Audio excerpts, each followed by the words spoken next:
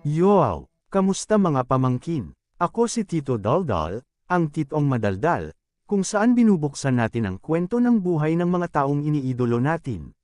Dito, hindi lang natin pinag-uusapan ang tagumpay, kundi pati ang mga pagsubok, pagkakamali, at kung paano nila nalampasan ang lahat para marating ang tuktok. Kaya kung hilig mong makinig sa mga kwento ng inspirasyon, mula artista, atleta, henyo, hanggang sa mga kontrobersyal na personalidad, make sure to like, subscribe, at i-click ang notification bell para lagi kang updated. Ngayong episode, pag-uusapan natin ang buhay ng isang taong maraming pinagdaanan pero lalong lumakas. Siya si Boss Toyo, ang hari ng resell at pinuno ng Pinoy Pawn Stars. Mula sa pagbebenta ng Casio watches sa Cavite, naligaw sa bisyot krimen, at ngayon, isa ng matagumpay na negosyante, YouTuber, at inspirasyon. Pinanganak si Jason Luzades sa Cavite. Bata pa lang, nalaman niyang adopted siya, at dahil dito, tinamaan siya ng matinding depresyon. Sa murang edad, nalulong siya sa droga, at hindi lang basta gumagamit, kundi gumagawa rin ng kriminal na gawain tulad ng pangungupit, pagnanakaw, at snatching, para may pambili ng bisyo. Ayon sa kanya mismo, nagbenta siya ng gamit, nagnakaw siya, kasi kailangan niya ng pera para sa bisyo. Muntik na siyang bawian ng buhay dahil sa dengue habang high, doon niya na-realize, kailangan na niyang magbago. 3 beses siyang pumasok sa rehab, pero hindi siya sumuko. Yun ang naging simula ng kanyang pagbabago. Pagkatapos ng rehab, nagsimula siyang magbenta ng Casio G-Shock watches, bibili sa Cavite, ibebenta sa Maynila. Dahil sa tiwala ng mga watch dealers, dumami ang kanyang consign items. Unti-unting lumaki ang negosyo, at nag-expand siya sa alahas, memorabilia, at collectibles. Dito nabuo ang Boss Toyo, slang ng pagiging toyo sa ugali, pero boss sa galawan. Gamit ang kanyang karisma at kaalaman sa produkto, sinimulan niya ang YouTube show na Pinoy Pawn Stars, isang local version ng kilalang series sa Amerika.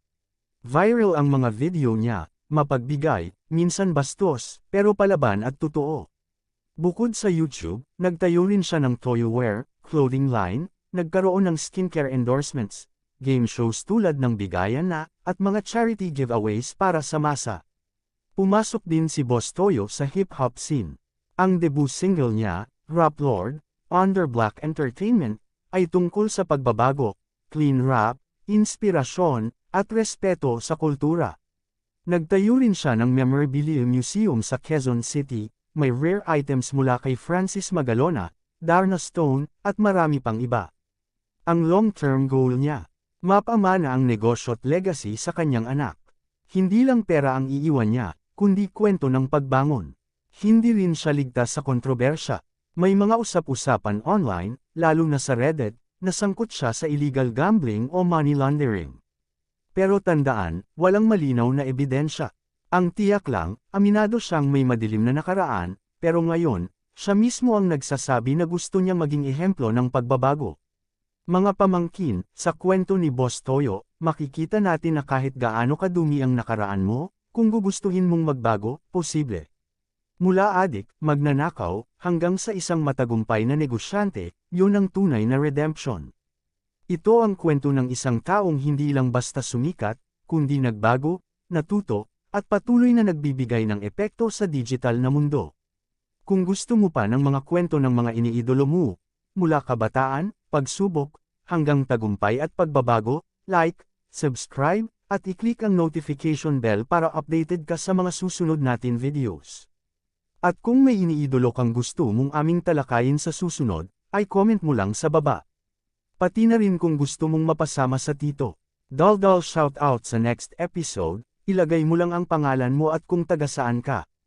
Maraming salamat mga pamangkin. Ako si Tito Daldal, at ito ang kwento sa likod ng pangalang Boss Toyo.